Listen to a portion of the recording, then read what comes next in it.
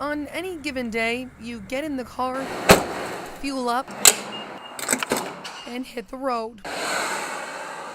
The United States has more than 200 million licensed drivers, and according to a 2013 study by George Washington University, the average American drives 13,500 miles each year. That's about 37 miles a day, and all that traffic takes a toll on local roads.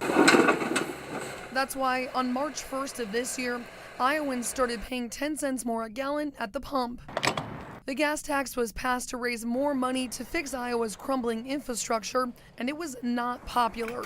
But how much does the tax really impact your average driver? St. Ambrose University economist Dr. James Bang helped me work through some of the math. So I've got Iowa miles traveled, I've got Iowa gallons of gasoline approximately. Dr. Bang found that the average household in Iowa spends an extra $126 on gas a year just from the gas tax.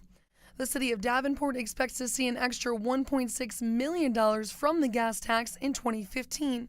But it costs about $150,000 or more to completely resurface just one city block. The thing is, it's $1.6 million, and while that sounds like an enormous amount of money, when it comes to road construction, that doesn't get you very far. Although the gas tax doesn't do much to boost Davenport's road repair budget, city leaders say that extra dime a gallon is worth it. This is a good way to charge the people that actually use the streets. When you think about the other side of the coin, which is what happens if those roads aren't repaired, you might prefer to pay an extra $125 to maintain the roads well rather than pay an extra $500 to get the suspension on your car fixed.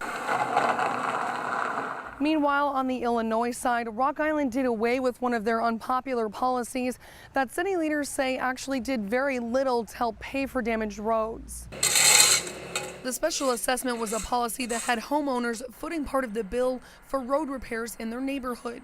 Residents on 9th Street West were subjected to it this spring, with some homeowners getting billed thousands of dollars. Times are rough right now in Illinois, and so, but our roads are also rough too and need to be redone. So there's that double-edged sword of not having a lot of funding, but not also wanting to take more of that money from the taxpayers. Despite the rough roads, taxpayers said no to the special assessment. City leaders have decided not to use it for now, saying the controversy just wasn't worth the payout. It really didn't bring in a significant amount of money. The average was about 11% of the cost of the project.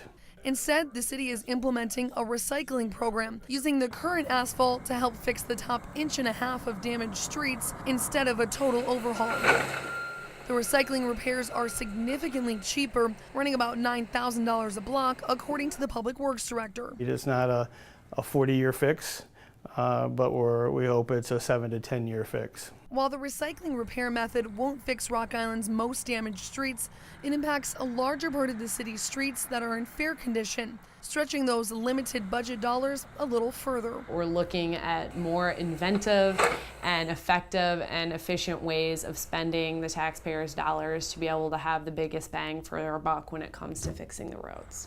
Roads in aging cities like Rock Island and Davenport that need more maintenance than ever.